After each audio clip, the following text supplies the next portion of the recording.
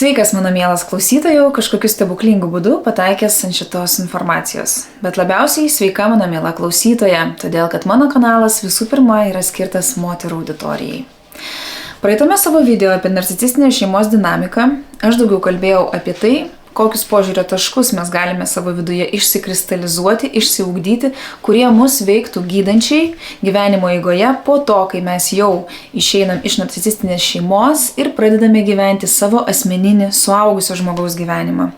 Na, o šiame video mes pakalbėsime apie tai, o koksgi praktinis veiksmas yra būtinas padaryti, kad tie gydantis požiūrio taškai, apie kuriuos aš kalbėjau paskutinėme savo video, taptų mūsų sąmoniai prieinami ir apskritai įkandami.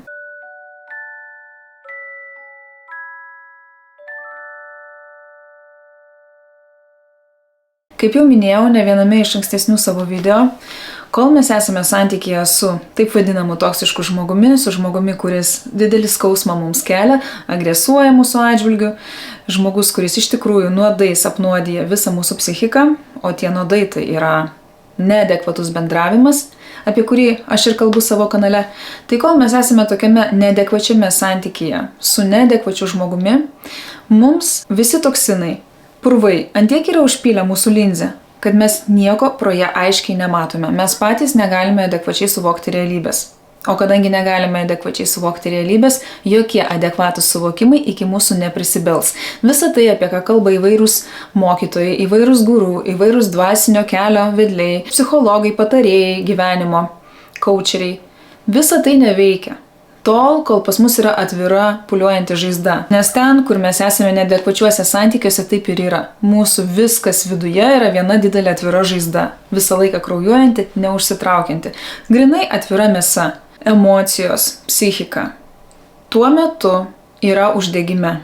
Uždegiminėje stadijoje. Viskas tenais liepsnoja viduje.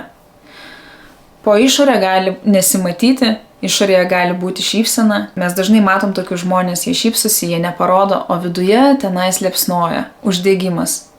Kaip kūnas mūsų nuo nesveiko maisto gali sirgti uždegimu, taip ir mūsų psichika nuo nesveiko bendravimo yra uždegiminėje būsenoje ir iš ten niekaip nesimato, kokios dovanos yra iš tų skaudžių pamokų, kurias mes išnešame. Geriausias dovanas iš skaudžiausių pamokų mes galime išnešti tik tai tada, kai mūsų psichika sugyja, kai mūsų psichika iš uždegiminės būsenos įeina į harmoningą būseną. Tai bet pirmiausia, kad mes iš viso galėtume nors kažkokį gydymo procesą su savimi padaryti, visų pirma, mes turime sukurti labai didelį atstumą nuo to dirgiklio, nuo to faktoriaus, kuris mums ir sukelia tą uždegimą. Taip kaip ir organizmas, kuris labai apsinuodijęs, jam pirmiausia reikia išsivemti ir daugiau nebevartoti to maisto, to produkto, kuriuo jis apsinuodijo. Kuo toliau mes būsime, tuo geriau mes imsime gydyti ir save praplaudinėsim nuo purvo, nuo toksinų.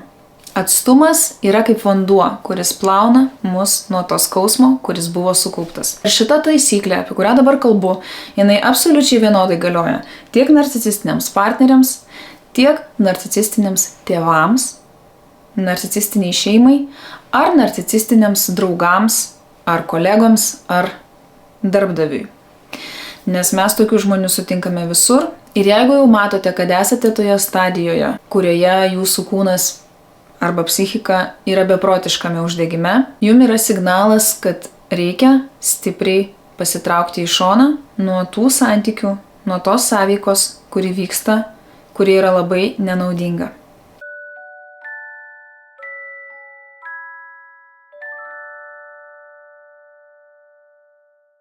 Ir kuo daugiau laiko praeis be jokio kontakto su ta toksiška aplinka arba tuo toksišku žmogumi, kuris mumyse uždegimą ir sukelia, tuo geriau mes patys adekvačiai imsime vertinti tiek save, tiek mūsų supančią realybę, tiek to žmogaus veiksmus mūsų atžvilgiu. Todėl taisyklė numeris 1 – distancijuoti save maksimaliai ir padaryti jokio kontakto su dirgikliu. Ir tas etapas yra labai reikalingas ir labai vertingas. Jis gali trukti nuo viso gyvenimo iki tiek, kiek pats žmogus jaučia, kiek jam reikia to atstumo su tuo dirgikliu. Gali būti, kad žala yra tokia didžiulė ir širdis yra užsidariusi ir neišgydyta tokiu mastu, kad iš viso atleidimas tenai negali dar pakliūti. Ir gal visą gyvenimą užtruks, kol ta širdis atleidinės ir gis. Ir jei galbūt niekada per šį gyvenimą nepavyks įsileisti atgal tų žmonių, kurie sukėlė didelį skausmą, net jeigu tai yra patys artimiausi šeimos nariai. Ir su tuo yra viskas gerai. Gyjimas turi būti savalaikis ir jis turi būti natūralus. Jo neišprievartausi, neišforsuosi. Prievartos šiame gyvenime, ko gero, žmogui jau buvo ir taip pakankamai, kad dar prievartauti savyje ir atleidimą, kurio natūraliai jisai nejaučia. Pamatyti, kokios tai yra dovanos nuo tų santykių, irgi prievartauti savęs nereikia. Jeigu mes nepriaugome ir neprigijome iki tos stadijos, kur mes savaime natūraliai matome tas santykių dovanas, tas skausmo dovanas, tas labai skausmingų patirčių dovanas ir naudas. Ir galbūt, kai jūs labai ilgą gyvenimo gabalą pabūsite tame no contact, save labai išvalysite, labai išgysite vidumi ir jausitės iš tiesų išgyjęs, jausitės iš tiesų tvirtas, kiek tai įmanoma, kad vėl pradėtumėte sąveiką su jūs vaikystėje labai skaudinusiais tėvais, galbūt tada jūs galėsite žengti į tą kontaktą ir galbūt visiškai kita vaga tas kontaktas eis tolyn ir jums galbūt bus daug mažiau skauda, daug daugiau lengva komunikuoti su savo artimaisiais, su kuriais kažkada tai buvo praktiškai neįmanoma. Tai priklauso nuo kiekvieno individualiai. Kiekvienas klauso savo širdies, kiekvienas individualiai vertina savo paties psichinius pajėgumus. Apibendrinus viską, ką tik tai pasakiau, yra keli esminiai momentai. Pirma, kad žaizdos imtų trauktis, reikalingas labai didelis atstumas. Antra, kol žaizdos neužsitraukia, yra bergždžias reikalas ieškoti tose nuoskaudose pamokų, naudų, prasmių.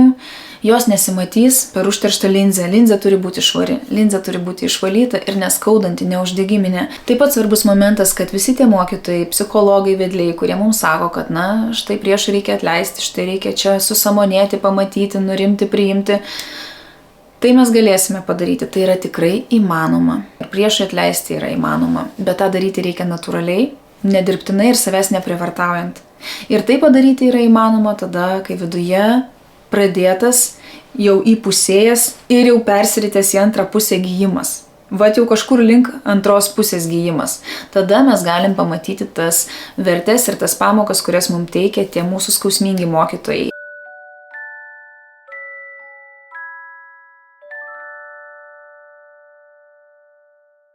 Dar labai yra svarbus momentas, kad kai mes pamatome, tai dar nereiškia, kad mes visą tai turime bėgti ir derinti su tuo skausmo mokytoju. Kad mes jau ten turime iš karto ir pradėti su juo sąveikauti, vėl atgal grįžti į tą bandymą susitarti, vėl bandymą komunikuoti, net jeigu mes jau pradėjome gyti.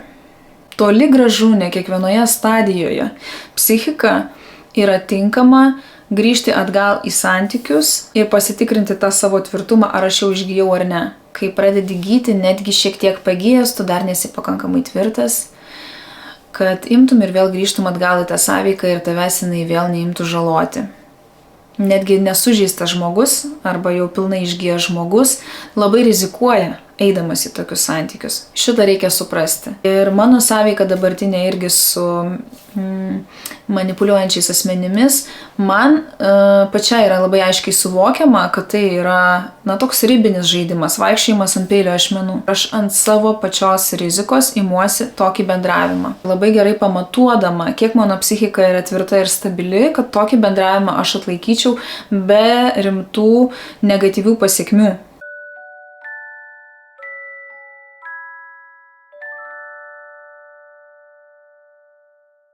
Save stabilizuojant, statant ant kojų, įtvirtinant šiame gyvenime, kuo daugiau laiko savo reikia duoti gijimui ir kuo didesnį atstumą.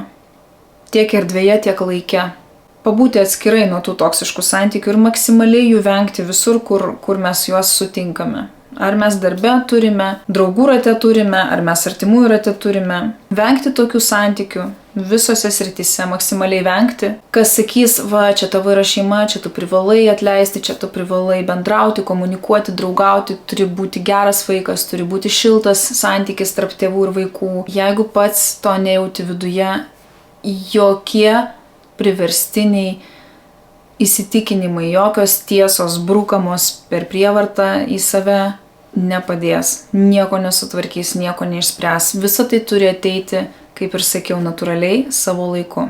Na ką, mielas mano klausytojų, o labiausiai miela mano klausytoja, kitą video galvoju padaryti dar truputį panašia artima tema apie tai, kaip paaugliam, kaip vaikam, kurie vis dar auga tokiose šeimose ir nieko savo gyvenime kol kas pakeisti neturi galimybių, kaip jiems gyventi, kaip jiems tvarkytis, kaip jiems jaustis tokioje situacijoje, kur yra narcisistinė šeima, na ir yra neišvengiamybė toje šeimoje augti.